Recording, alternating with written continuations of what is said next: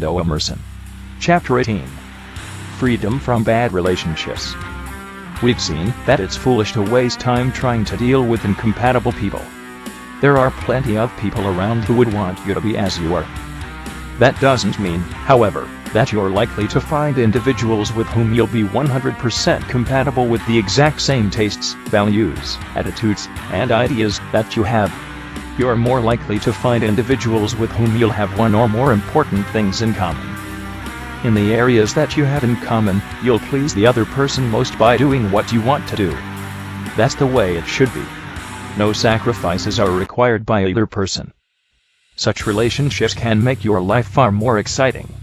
They provide something to look forward to, something to enjoy, and the wonderful glow that comes from knowing that someone else is seeing and enjoying things in much the same way you do.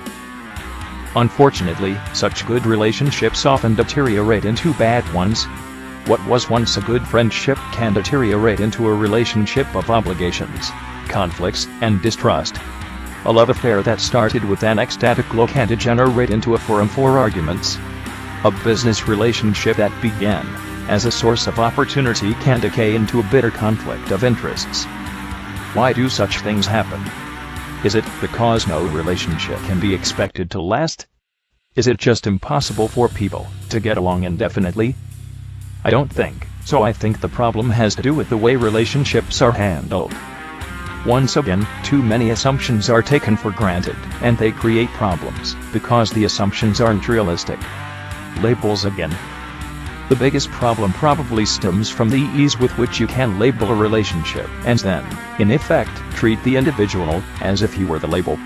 One is called a friend or partner or lover or wife, and the labels imply subtle expectations concerning the role the person is expected to play in your life. For example, a friend is someone who'll lend you money when you're in trouble. A wife is someone who'll cook, clean house, make love when you want to, and center her life around your family.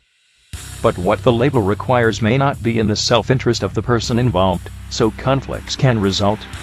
Loyalty is demanded, and the relationship becomes a source of aggravation for everyone concerned. Suppose you meet someone, become friends with him, enjoy his company for several weeks, and then are confronted with a request to take care of his Great Dane while he's on vacation. That's the beginning of a new relationship. What had previously been completely beneficial to you now becomes a source of obligations and conflicts of interest. You'll never be able to relax completely and enjoy that person again. If your wife makes friends with a neighbor and then expects the two families to take their vacations together, you may wind up taking your vacation in the group trap. The individuality of all the other members of the families will be eroded by the attempt to enlarge upon a simple enjoyable relationship between two women. If you expect your secretary to wait on you hand and foot, do your Christmas shopping for you, and lead to your wife when you're out of the office, you're probably asking for more than she bargained for, and you may lose what you had hired a good secretary. Relationships can be fruitful only when they're in the self-interest of each person. Unfortunately, the normal labels and assumptions go far beyond that, and so problems develop. In this chapter, we'll explore the general principles that can keep good relationships from falling apart. And in the next 4 chapters, we'll apply those principles to love affairs, family situations, and businesses. Principles. There are 3 principles that I find helpful to remember. 1. Don't think in terms of groups. As we saw in the group trap chapter, groups don't think, act, or have motivations, only individuals do. It's misleading to think of a group as being of one mind and purpose. Each individual is different from every other individual. 2. Limit the relationship to what you have in common. Don't expect more from the relationship than what is in the self-interest of each person involved. When you extend the relationship beyond the areas of mutual self-interest, someone will have to sacrifice. 3. Don't attempt to perpetuate a relationship by contract. Change is inevitable. Alternatives, knowledge, and desires change. Any relationship should last only so long as it's beneficial to each party. If an individual is required to continue in a relationship past the time it's beneficial to him, he loses. And it won't be possible for him to satisfy the needs of anyone else in the relationship if he's acting out of duty and not enthusiasm. Don't make the relationship an end in itself that must be perpetuated at all costs. That will lead to demands for sacrifices in the name of making our marriage work, keeping our friendship, or making the business succeed. Relationships are only means to the ends desired by each of the people involved. When the ends are no longer served, the relationship should end. In commercial situations, contracts are sometimes required. This is usually because the supplier doesn't want to make a given investment unless he's assured of an appropriate return on his investment. This can be handled, however, by including in the contract a provision for early termination, accompanied by a cash payoff that provides the appropriate profit for the investment made. The three principles are saying, in effect, don't make an institution of relationship. Don't add inappropriate activities to it. Don't try to fit it within a traditional context. Don't add duties and obligations to it that are irrelevant to the desires of the people involved. Let the relationship evolve, as it will as mutual self-interest lets it. Beer busts. Let's apply these principles to an example. Suppose three men with the unimaginative names of A, B, and C find that they have something in common. They discover that they all like to drink beer, and they enjoy one another's company and conversation when they drink. Suppose they find that they greatly enjoy getting together on Saturday nights to drink beer. All well and good. Our first principle suggests that they are still individuals, not a group. Neither of them should allow his self-interest to be submerged in an entity known as a group. For relationships with one another are a small part of their lives. Each of them has many interests and concerns apart from beer and conversation about the football scores. And since each of them is a different person, their relationships with one another will be different. And B will probably have some things in common that B and C don't have. To think of the group as a single entity might provide interests that concern only them. They might both enjoy bowling, for example. If they feel they can bowl together only if it's agreeable to C, who prefers golf, they'll lose an opportunity to add to their enjoyment. There are actually three separate relationships, A and B, B and C, A and C. The second principle suggests that the relationships be limited to only what the participants have in common. To enlarge the relationships beyond the small areas in common is to open the door to many conflicts of interest. For example, if A expects B and C to help him paint his garage, what's a friend for it will probably be a loss to all three. For one thing, B and C may be lousy garage painters. A might lose by not paying the necessary price to have it done right. And for B and C, the relationship is no longer just good beer and good conversation.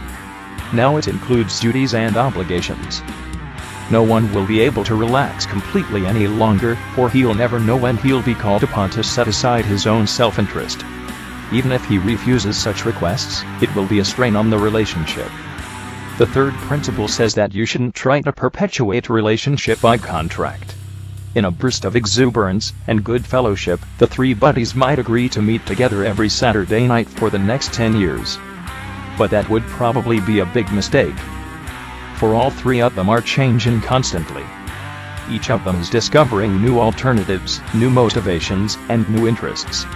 One of them may decide that he prefers wine. Another might even meet a girl someday and decide that she offers him more than his Saturday night buddies. To attempt to preserve the relationship by contract is only going to bend each of them out of shape. In fact, other common interests might be suppressed by the fixed structure of the relationship. As long as they're committed to one routine, they might ignore others could do together that would be more enjoyable. Each relationship should be taken on its own merits. The relationship should evolve, as it will, with no preconceived goals, structure, expectations, or rules. Our friends A, B, and C don't have to share uncommon interests. They can limit their relationships to the enjoyment of the things they do have in common, including their dumb names. The beer bust example is rather obvious. So much the better that it is. For these same principles can be subverted subtly and easily in more complicated relationships. And when they're subverted, problems develop, and what was once a source of pleasure and opportunity can turn into a loss of freedom. Take things as they are. You're bound to be disappointed when you apply labels to people and relationships, and then expect them to live by labels. Your definition of a friend may be considerably different from the one your friend has. What you expect from him may be far more than he's willing to give, regardless of what you may feel you've done for him. Relationships don't have to be structured, perpetuated, tied down. They'll work out best if you let them evolve, as they will, limiting your expectations to what is, and continues to be, mutually beneficial. When you find a friend who's intellectually stimulating, enjoy him for the excellent discussions you can have. But don't expect him to help you or lend you money. Those things are separate parts of your life, not a part of his. And can't borrow it at a bank or finance company. Don't jeopardize good friendships by appealing for money on the basis of loyalty. Offer terms that would make it worth more to a friend to lend the money than to use it himself. Make sure the terms are such that he'd be eager to be involved in the deal even if his friend weren't to be the borrower. If that isn't possible, go without the money. It can't be as important as a good friendship. If you keep the 3 principles, you'll probably avoid most of the conflicts, arguments, and burdens that most people take for granted in their important relationships. The other person will be a positive benefit to your. If the relationship grows and to be broadening, approach each new area of mutual interest on its own merits. Don't lump activities together simply because you like someone. You'll continue to like him more if there are no dealings between you that aren't entered for their specific value to each of you. If you find a friend that's closer to you than anyone you've known, don't get carried away and try to impose.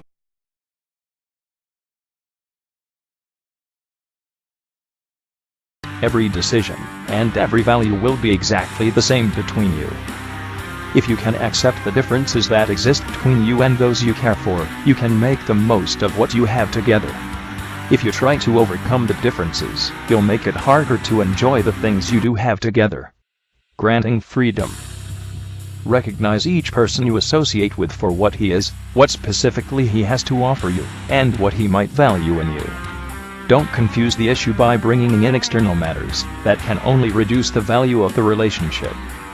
Relationships shouldn't be sources of restrictions, and they won't be if you take them as they are. Perhaps the 3 principles can be summed up as one important principle: let others be free. Don't try to tie them down with obligations, loyalties, duties, commitments, or appeals for sympathy. Make it your policy that you don't expect anyone to do what isn't in his self-interest. Don't try to restrict your lover's activities. Don't try to make your spouse give up his interests for you. Don't give your friends reason to feel that you expect anything from them but what is in their self-interest to give. If you let others be free, you'll be a rare person and a valuable one. You'll be in demand because you won't create the conflicts and arguments that so many people have had from others. Your freedom is just as important, of course. You have to learn to say no in a way that doesn't create strain and conflict. When you learn that, others will usually respect your individuality. Your freedom and the freedom of those you deal with are equally important to you. If people come to you because they freely want to, you'll receive more genuine love, friendship, understanding, and appreciation than you could possibly get by asking for it or demanding it. Loneliness is never more cruel than when it is felt in close propinquity with someone who has ceased to communicate. Germaine Greer.